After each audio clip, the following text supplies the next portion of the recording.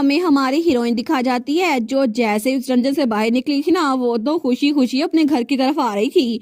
वो कहती है देखो सही इसकी क्वालिटी कितनी मजेदार है ना, इससे तो मुझे बहुत सारे पैसे मिलेंगे। लेकिन जैसे वो सामने देखती है वो तो बिल्कुल शॉक हो गई थी क्योंकि वहां से थेस्लेट उसकी हेल्प के लिए आ रहा था। वो कहता है क्या एलेट, लेकिन वो जल्दी से वो सारे के सारे हॉर्न्स अपने कमर के पीछे छुपा लेती है। वो कहती है थेस्लेट क्या तुम उठे हुए थे? तो थेस्लेट कहता है आखिर तुम रात के इस वक्त कहाँ चली गई थी? तो हमारून कहती है वो ना असल में मुझे नींद नहीं आ रही थी तो मैं सोच रही थी कि वॉक के लिए ना बाहर चली जाऊं। तो थेस्लेट कहता है यूनिकॉर्न का हॉर्न तुम्हारे पाँव के पास पड़ा हुआ है, तुम्हें लगता है कि तुम झूठ बोल सकती हो? वो कहती है ओ नो। तो थेस्लेट कहता है तुमने कहा था तुम नहीं जाओगी, ये तो बहुत ज्यादा अनफेयर है ना। तो हमारी हीरोइन कहती है मुझे माफ कर दो झूठ बोलने के लिए। तो थेस्लेट कहता है कोई बात नहीं, लेकिन अब तुम यूनिकॉर्न डंजन में जा चुकी हो ना, तो हम लोग को मरमेड डंजन में भी जाना होगा। वो कहती है हैं वहां पे भी? तो हमारा हीरो कहता है क्या तुम नहीं जाना चाहती? तो हमारून कहती है क्या? वो कहता है फिर मैं अकेला चला जाऊंगा, वैसे भी तुम तो मेरे बगैर भी वहां पे जा सकती हो है ना, इसी वजह से तुम मुझे छोड़ के चली जाओगी। लेकिन क्या तुम्हें सच में पैसे कमाने की इतनी ज्यादा जल्दी पड़ी हुई है कि आखिर तुम्हें डजन चूज करने का टाइम भी नहीं मिल रहा? वो सोचती है शायद ये टाइम में बार बार वापस आता रहा है ना, इसी वजह से ये बहुत ज्यादा शार्प हो गया है। लेकिन वो कहती है ठीक है हम लोग इकट्ठे जाएंगे उस डंजन में। तो हमारा हीरो कहता है ठीक है आज रात आराम से हो जाओ, हम कल सुबह होते ही उस सब्जुगेशन पे जाएंगे। तो हमारून कहती है नहीं नहीं कल नहीं, कल हमारी वेकेशन का आखिरी दिन होने वाला है और मैंने कल के दिन को मजेदार बनाने के लिए बहुत ज्यादा इंपॉर्टेंट चीज की है। तो वो कहता है सच में क्या चीज प्रिपेयर की है? तो हमारून कहती है हाँ हाँ बिल्कुल, और कल हम होली नाइट यूनिफॉर्म कल ही पहन के जाएंगे, ठीक है कल वैसे ही कोई कैजुअल कपड़े पहन लेना। तो हमारा हीरो उसकी तरफ देखते हैं, वो कहता है कैजुअल कपड़े, लेकिन मेरे पास कोई कैजुअल कपड़े नहीं है। और तब हमें सुबह का वक्त दिखा जाता है जब हमारा थेस्लेट उसको कोई तैयार कर रहा था और हमारी हीरोइन के डैड ने अपने सन इन लॉ यानी हमारे थेस्लेट को अपने कपड़े दिए थे और वो बिल्कुल सेम टू सेम हमारी हीरोइन के डैड की तरह लग रहा था। वो कहता है फादर थैंक यू, लेकिन मुझे नहीं लगता मैं इसको एक्सेप्ट कर सकता हूँ। तो एलेट का डैड कहता है फिक्र ना करो इस बारे में, वैसे भी अब ये मुझे फिट नहीं बैठते तो तुम आराम से ये पहन सकते हो। और तभी वहां पे हमारी एलेट भी आती है जो कि बिल्कुल अपनी मॉम की तरह लग रही थी। वो कहती है थेस्लेट क्या तुम तैयार हो, अब हम बाहर जा सकते हैं? लेकिन जैसे वो थेस्लेट को देखती है ना, वो कहती है वाह ये तो सच में तुम्हें सूट कर रहा है। लेकिन तब वो अपने मॉम और डैड को गले मिलते हुए कहती है मॉम डैड अब हम लोग चलते हैं, ठीक है? तो उसका डैड कहता है ऑल राइट मेरी बेटी आराम से जाना। तो हमारी एलेट की मॉम उसको तंग करते हुए कहती है हाँ हाँ आराम से जाना, अपनी डेट एंजॉय करना। वो कहती है मॉम ये कोई डेट नहीं है। तो तब वो दोनों उसको बाय कर रहे थे। वो कहते हैं आराम से जाना, अपना ख्याल रखना और अगली बार जरूर आना, हम तुम्हारे लिए अच्छा खाना बनाएंगे। तो हमारी हीरोइन के हाथ में टेलीपोर्टेशन स्टोन था, वो भी उनको बाय कर रही थी। लेकिन थोड़ी देर बाद जैसे वो उस टेलीपोर्टेशन स्टोन को तोड़ती है ना, वो लोग वहां से टेलीपोर्ट होके मार्केट में आ गए थे और तभी वो मार्केट के दरमियान में पहुंचे थे। तो हमारा हीरो कहता है एलेट आखिर तुमने क्या प्रिपेयर किया है? तो हमारी एलेट कहती है मैंने कुछ जाने पहचाने लोगों को यहाँ पे बुलाया है। वो कहता है जाने पहचाने लोगों को? और जैसे ही वो रेस्टोरेंट में गए थे ना, तो वहाँ पे हेस्टियो और इफाइल थे। तो वो दोनों उसको हाई कर रहे थे। वो कहते हैं बहुत दिनों बाद मिल रहे हैं ना, तुम्हारे फ्रस्ट्रेटिंग हैंडसम फेस को देख कर भी बड़ा अच्छा लग रहा है। तो हमारा हीरो तो बिल्कुल हैरान रह गया था। वो कहता है हेस्टियो इफाइल? तो हमारी हीरोइन कहती है देखा फाइनली हम लोग इकट्ठे मिल पाए, आज का असल में हम लोगों ने प्रॉमिस किया था। वो कहता है तुम कैसी हो एलेट? लेकिन तब हमारा हीरो वो कहता है अच्छा तुमने ये प्रिपेयर किया था एलेट? तो इफाइल कहता है क्यों क्या हुआ, क्या तुम्हें हमारा यहाँ पर आना पसंद नहीं आया क्योंकि तुम दोनों डेट पे थे है ना, तुम्हारा मूड खराब हो गया है? तो हेस्टियो कहता है बाय द वे एलेट क्या तुम ठीक हो? मैंने सुना था कि पिछली बार लास्ट सब्जुगेशन में तुम तो ओवर एक्सर्ट होने की वजह से बेहोश हो गई थी। तो हमारून कहती है बिल्कुल बिल्कुल अब मैं बिल्कुल ठीक हूँ, फिक्र ना करो। तो इफाइल कहता है ऑल राइट फिर हमें एक्सप्लेन करो ये होली काउंसिल है क्या, आखिर तुम्हारे पास इतनी सारी पावर कैसे आई? पहले टॉय मैंशन में तुम तो भाग भी नहीं सकती थी, लेकिन इसका मतलब है तुमने हमसे झूठ बोला था।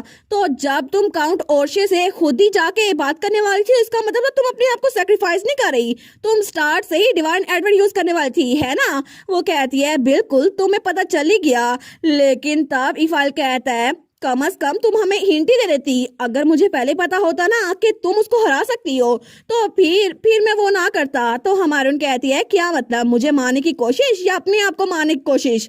तो वो कहता है क्या तुम क्या बात कर रही हो, तुम्हें पता था पहले से? तो पीछे से थेस्लिड कहता है इफाइल। तो हेस्टियो कहता है क्या मतलब, तुम एलेट को मारने की कोशिश कर रहे थे? तो इफाइल बेचारी को तो ठंडे पसीने आ रहे थे। वो कहता है तुम्हें सच में पता था, लेकिन कब से? तो हमारी एलेट कहती है फिक्र मत करो, मुझे पता था कैसे हालात थे। वैसे भी तुम्हें इस बात का गिल्ट था ना कि तुम किसी एक दोस्त को बचाना चाहते हो, इसी वजह से तुमने मुझे और खुद को मारने की कोशिश की थी। तो हेस्टियो को तो गुस्सा आ गया था। वो कहता है नहीं, सच में मुझे बताओ, क्या तुम सच में ये बेवकूफी करने वाले थे? आखिर तुम ऐसा क्यों कर रहे थे? अगर ये बॉस की वो वाली बात थी कि सिर्फ एक इंसान जिंदा रहना चाहता है, तो क्या तुम अपने आप को बचाना चाहते थे? मुझे ये मत कहना कि तुम सिर्फ जिंदा रहना चाहते थे, इसी वजह से तुमने ऐसा किया। तो हमारे कहती है नहीं हेस्टियो, इफाइल वो अपनी जान भी लेने वाला था, क्योंकि वो चाहता था कि तुम दोनों में से एक जिंदा बचे, वो खुद भी जिंदा ना बचे। स्पेशली वो चाहता था कि थेस्लिड यहाँ से बाहर निकल जाए। तो उसकी बात सुनकर वो तीनों ही खामोश हो गए थे। लेकिन तभी हेस्टियो उसके सर पे मुक्का मारता है। वो कहता है बदतमीज इंसान, तुम तो बिल्कुल बेवकूफ थे। लेकिन हमारे कहती है मुझे अच्छा लगा तुमने उसके सर पे पंच मारा, लेकिन अच्छे से पंच मारो ना, उसको तो दर्द भी नहीं हुआ होगा। तो हेस्टियो कहता है लेकिन मैंने पंच बड़ा जोर से मारा था, लेकिन आज का खाने का बिल वो इफाइल देगा। इफाइल कहता है क्या बस ये काफी होगा? हमारे कहती है क्या क्या कंपनसेशन थोड़ी जरा आसान है? वो कहता है ऑनेस्टली हाँ। लेकिन तभी हमारा थेस्लिड कहता है ये बात सच है, इफाइल एक ओरा यूजर है। तो हेस्टियो तुम्हारा पंच उसे बिल्कुल भी जोर से नहीं लगा होगा, वो तो सीरियस हो गया था। तो हेस्टियो कहता है मुझे तो ये बात सोच के गुस्सा आ रहा है कि इसको मेरा पंच नहीं लगा होगा। एलेट ऐसा करो कि तुम इसको 2 पंच मारो, एक मेरी तरफ से मार देना। तो हमारे कहती है सच में? फिर मैं इसके मुंह पे मारती हूँ। लेकिन तब हमारा हेस्टियो कहता है सेंटस। तो हमारे कहती है क्या हुआ, क्या तुम कह रहे हो मैं तुम्हें पंच ना मारूं? वो कहता है थैंक यू मेरी कन्फेशन सुनने के लिए। तो हमारे स्माइल करती है। तो हमारे कहती है ठीक है, अब एटमॉस्फेयर इतना कोजी हो ही गया है, तो मैं मुद्दे की बात पे आती हूँ। मेरे पास तुम दोनों के लिए एक प्रपोजल है। तुम लोगों को पता है ना कि थेस्लिड और मैं पहले एक नाइट ऑर्डर बना चुके हैं, तो क्या तुम दोनों भी इसको ज्वाइन करना चाहोगे? तो हेस्टियो और इफाइल दोनों कहते हैं क्या तुम दोनों का नाइट ऑर्डर? लेकिन तभी दोनों एक साथ ही कहते हैं बिल्कुल भी नहीं, हमें तुम लोग का नाइट ऑर्डर ज्वाइन नहीं करना। हमारे कहती है क्या? वो सोचती है मैंने एक्सपेक्ट तो नहीं किया था, आखिर वो कोजी इन्वायरमेंट कहाँ चला गया? मुझे लगा था ये मेरी बात मान जाएंगे, लेकिन क्या इनको मैं इतनी ना पसंद हूँ? लेकिन तब वो कहती है मुझे बताओ सही रीजन है क्या? तो हेस्टियो कहता है क्यों? तुम पूछ रही हो क्यों? रीजन ये है कि तुम दोनों तो बिल्कुल एक कपल लगते हो, और अगर हम दोनों तुम्हारे साथ आए ना, हम दोनों तो कबाब में हड्डी बन जाएंगे। तो इफाइल भी कहता है बिल्कुल यही वजह है। लेकिन तभी नोटिफिकेशन आई थी क्रिटिक फॉर बैलेंस एग्री कर रही है और कह रही है कि तुम दोनों के दरमियान कपल बनने का चांस बहुत ज्यादा है। और आर्किटेक्ट ऑफ स्काईस्क्रैपर ऑफ सफरिंग भी कह रही है कि ये तो इटर्नल ट्रूथ है। लेकिन स्केल दैट जदी सोल वो भी ये कह रही है कि तुम दोनों तो बिल्कुल कपल दिखते हो। तो हमारा कहती है ठीक है बस बहुत हो गया। लेकिन हर किसी के साथ मसला क्या है, मैं और थेस्लिड बिल्कुल भी कपल नहीं है। तो हेस्टियो कहता है हमें माइंड ना करो, तुम लोग अपने आराम से कपल डेट एंजॉय किया करो मॉन्स्टर्स को मारते हुए। तो हमारी कहती है इसके बहुत ज्यादा फायदे होने वाले हैं, अगर तुम लोगों ने हमारे नाइट ऑर्डर को ज्वाइन किया ना, तुम लोग टैक्स से बच जाओगे। वो दोनों कहते हैं क्या टैक्स से बच जाएंगे? लेकिन तभी वो दोनों कहते हैं तुम हमें पैसों के जरिए खरीदना चाहती हो। लेकिन दोनों एक साथ ही कहते हैं फिर तो तुमने बड़ा अच्छा डिसीजन लिया, प्लीज हमारा ख्याल रखना कैप्टन, हम तो बिल्कुल वफादारी से आपको सर्व करेंगे। तो हमारे कहती है एटलीस्ट मेरी साइड पे वो लोग तो हैं जिस पे मैं यकीन कर सकती हूँ। लेकिन तभी फाइल कहता है क्या तुम्हारा नाइट ऑर्डर ज्वाइन करने के लिए हमें इसके अलावा भी कोई रूल फॉलो करना पड़ेगा? तो हमारे कहती है बिल्कुल कुछ इंपॉर्टेंट रूल्स है। पहला रूल तो ये है कि मुझे मारने की कोशिश मत करना। तो ये बात तो इफाइल के दिल पे जाके लगी थी। और हमारे कहती है इसके अलावा दूसरा रूल, अपने आप सब कुछ हल करने की कोशिश मत करना और सारा कुछ अपने कंधों पे मत लादना। और ये वो थेस्लिड की तरफ देख के कह रही थी। और तब वो कहती है मैंने रिसेंटली सीख लिया है कि अपने दोस्तों को हर्ट करके हम कभी भी खुश नहीं रहते। तो हेस्टियो कहता है बिल्कुल ये बात तो सच है इफाइल, अब अगर तुम्हारे दिमाग में ऐसा कोई प्लान आया ना तो कैप्टन से मशवरा कर लेना और फिर कुछ करना। वैसे भी मुझे लगता है कि तुम्हारे दिमाग में भूसा भरा हुआ है।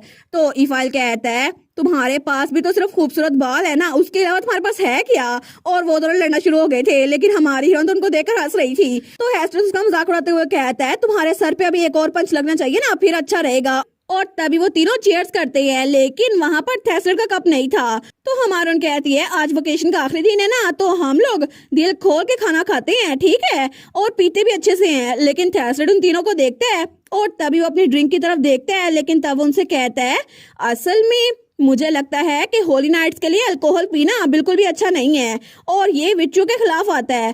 तो तब हेस्टियो कहता है ओहो देखो सही है, फिर से शुरू हो गया।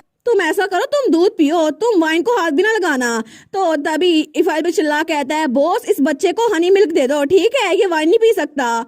और तब हमें अगले दिन का सीन दिखा जाता है जब वहाँ पर सबका फ्यूनरल रखा गया था और हमारी हीरोइन वो भी ब्लैक कपड़ों में थी। वो सोचती है यहाँ पर तो उन सब का फ्यूनरल रखा गया है जो कि सब्जुगेशन में मारे गए थे जब रीड ने हमला किया था ना उसी वक्त।